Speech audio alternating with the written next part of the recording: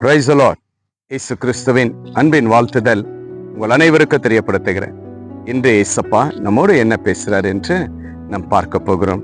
ஏசாயா 46:3 தாயின் வயிற்றில் தோன்றின முதல் உங்களை தாங்கினேன். அன்பான தேவ பிள்ளைகளே, ஆண்டவர் இன்றைக்கு விசுவாசத்துல வாழ்ந்திருக்கிற ஒவ்வொரு தேவ பிள்ளைகளுக்கும் கர்த்தர் மீண்டும் உங்களுக்கு ஒரு உற்சாகத்தையும் ஆசீர்வாதத்தையும் கர்த்தர் இந்த நேரத்துல பேசுகிற தேவனாய் காணப்படுகிறார். தாயின் வயிற்றில் தோன்றுவதற்கு முன்னே உன்னை நான் தெரிந்து கொண்டேன் என்று ஆண்டவராகிய இரட்சகர் இயேசு கிறிஸ்து இன்றைக்கு உங்களோடு பேசி கொண்டிருக்கிற தெய்வமா இருக்கிறாருங்க.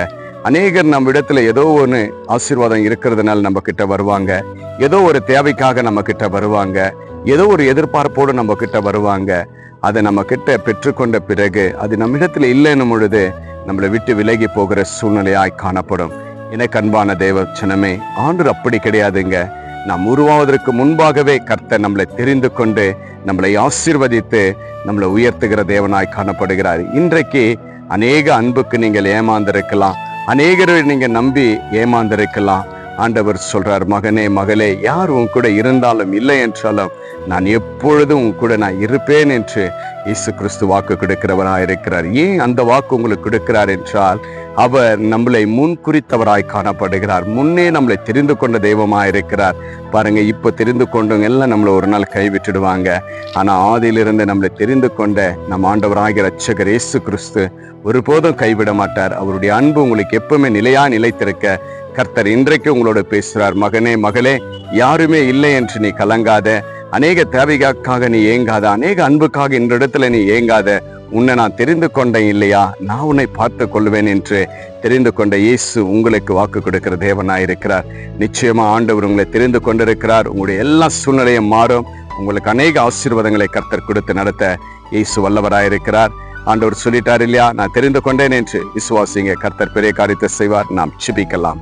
அன்புள்ள பிதாவே, அருமையான இந்த நல்ல நேரத்திற்காக ஸ்தோத்திரம் அப்பா. தாயின் வயிற்றில் தோன்றுவதற்கு முன்பாகவே அப்பா உம்முடைய பிள்ளைகளை எங்களை நீங்கள் தெரிந்து கொண்டதற்காக ஸ்தோத்திரம் ஆண்டவரே. அப்பா அநேக அன்புக்காக, அநேக தேவைகளுக்காக ஆண்டவரே உம்முடைய பிள்ளைகள் அநேக ஆண்டவரே ஏமாற்றங்கள் காணப்பட்டிருக்கலாம் ஆண்டவரே.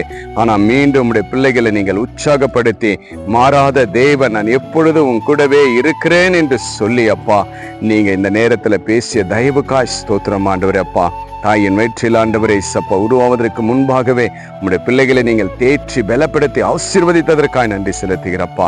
ஆண்டவரே, இந்த நேரத்துல யாரெல்லாம் தாய் தகப்பன் இல்லை என்று, உறவுகள் இல்லை, சொந்த பந்தம் இல்லை என்று வேதனையோடு கண்ணீரோடு துக்கத்தோடு நான் ஒரு அனாதி என்று சொல்லியிருக்கிற இந்த நேரத்துல என் தேவன் ஒவ்வொரு விசுவாசமுள்ள பிள்ளைகளுக்கு தாயும் தகப்பனா நீர் கூட இருந்து தெரிந்து கொண்ட தெய்வமாய் இருப்பதற்காய் நன்றி செலுத்துகிறப்பா.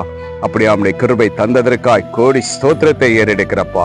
இந்த ஜெபத்தை கேட்டுக்கொண்டு பார்த்து கொண்டு விசுவாசித்து கொண்டு இருக்கிற இந்த ஆன்லைன்ல இருக்கிற ஒவ்வொரு பிள்ளைகளையும் உடைய கரத்தில் ஒப்பு கிடைக்கிறப்பா. தாய் தகப்பனை போல நீர் தேற்றி பலப்படுத்தி ஆசீர்வதிங்க. அப்படி அவனுடைய கிருபை தந்ததற்காக ஸ்தோத்திரம். இயேசுவின் நாமத்தினால் ஜெபிக்கிற நல்ல பிதாவே, ஆமேன் ஆமேன். விசுவாசிங்க, ஆண்டவர் தெரிந்து கொண்டார் இல்ல, எல்லா நன்மையும் செய்வார். இந்த வீடியோவை உங்க ஃப்ரெண்ட்ஸுக்கு ஷேர் பண்ணுங்க. ஆண்டவர் செய்த நன்மைகளை கமெண்ட் பண்ணுங்க. Have a blessed day. Jesus with you. Jesus loves you. God bless you.